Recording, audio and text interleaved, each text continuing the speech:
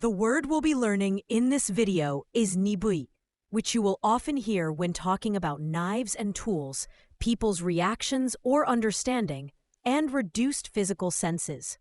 Imagine how much more natural your Japanese will sound when you can say things like, "The knife is too dull to cut the tomato," "He's slow to understand new instructions," and "Her sense of smell has become dull since she got a cold," in Japanese. Let's get started. Nibui. Nibui. The word nibui means slow or dull in several ways. It can describe a blunt object, a slow reaction or understanding, or reduced sensitivity in a sense such as smell or pain. The first kanji means dull or slow to react. It carries the sense of bluntness or decreased sharpness, both for objects and for senses or reactions. In the adjective nibui, it describes something blunt or someone slow to notice or react. In the noun donkan, it labels a person as insensitive or thick-headed because of that dullness. You also see it in the verb niburu, meaning to become dull or less sensitive, so the core idea is consistent across words. I can't cut with a dull knife. 鈍いナイフで切れない。鈍いナイフで切れない。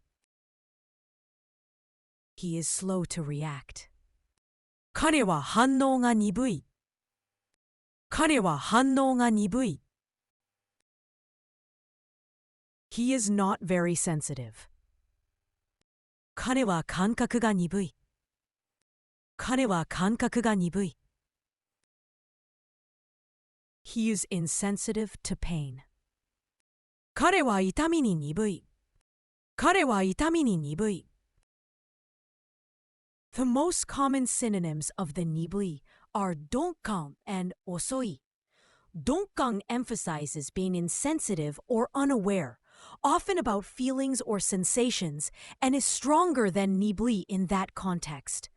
Osoi simply means slow in time or speed and overlaps with nibui when talking about reactions, but does not describe bluntness or reduced senses. The most common antonyms of the nibui are surudoi and hayai. Surudoi means sharp or keen, and is the opposite when referring to edges, senses, or quick perception. Hayai means fast and opposes nibui in terms of speed or reaction time, but does not cover sharpness.